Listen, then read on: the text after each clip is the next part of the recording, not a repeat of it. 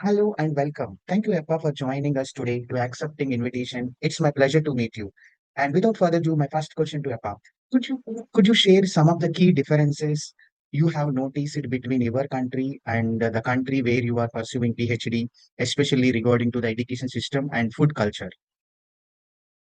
Oh, thank you so much for this opportunity. So my home country is Cameroon in West Africa. I'm doing my PhD in Alliance in Bangalore. So starting with education, education in Africa or in Cameroon is mostly student focused.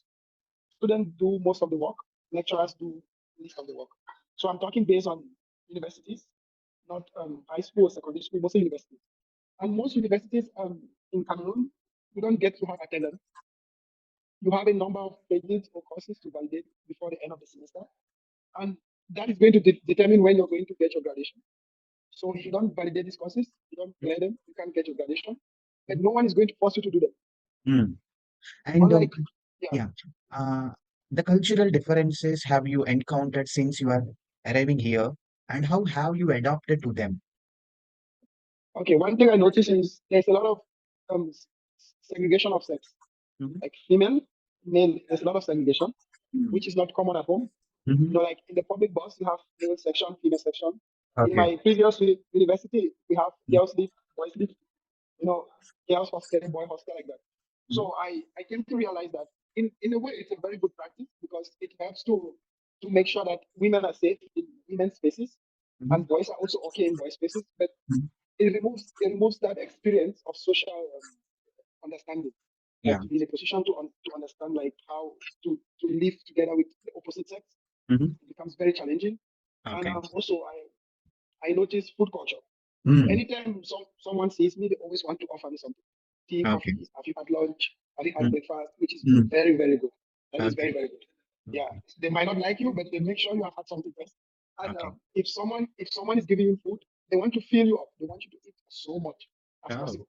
okay. Yeah. So That's nice. which is very Yeah. good. Yeah. And the next question, what motivated you pursue PhD in particularly country? Who and what inspired you for the long way?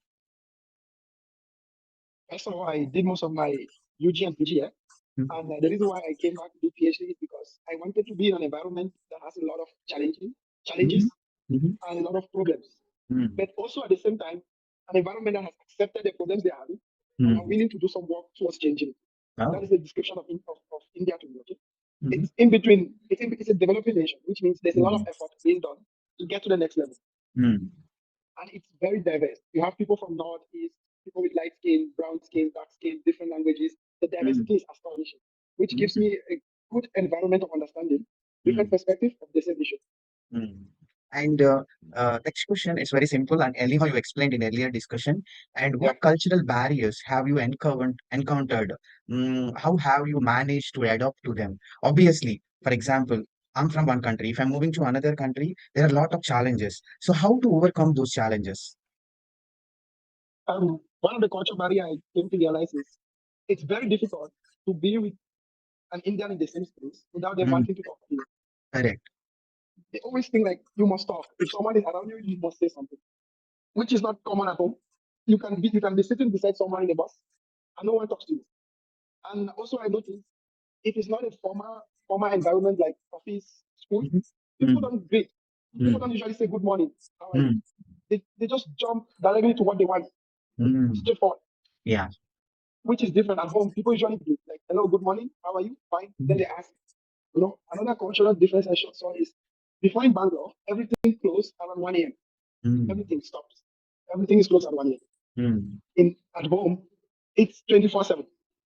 Everything is available Nothing. 24/7. Ah. Yes, Mm. 24/7. So that was another culture shock. Another thing I noticed is driving here is on the right, at home is on the left. Okay. Okay. That's good. It's on the left. Yeah, it's Mm. on the left. So I have Uh, to adjust to that accordingly. Yeah. yeah. And my final question for this conversation, and in your perspectives, what aspects of education system in this country would be improved to benefit for the future generations? They should look at education not only on the examination. Graded mark. India is Yeah. Graded yes, marks. Yeah. it's Mm. it's too focused. Like for instance, I'll take like the United States. People Mm. get scholarship to Harvard based on sports. mm, People get scholarship based on art. People get scholarship based on different criteria, mm, except examination.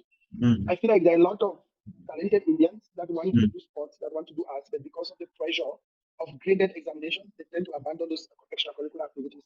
mm, And you and I know that if you focus too much on graded mm, examination, after getting the job, you cannot do anything further in the society because your mm, life is basically work home, work home. You see, many people can like play basketball, play mm, football, play cricket, but mm. in order to get into a particular university, they stop all those things, get into the university, then they lose themselves, Yeah. which But is not really good. Yeah. finally you mentioned very clear, rather than going for the academic marks or grades, focus on more practical version, Yes. and take the free time for them, spend the quality time, give the freedom to the students. Whatever they want to come up with new ideas, you need to be encouraged and give the freedom to them. Definitely, they do the great work. Thank you, Apam, for giving your valuable time for us and sharing your insights about different aspects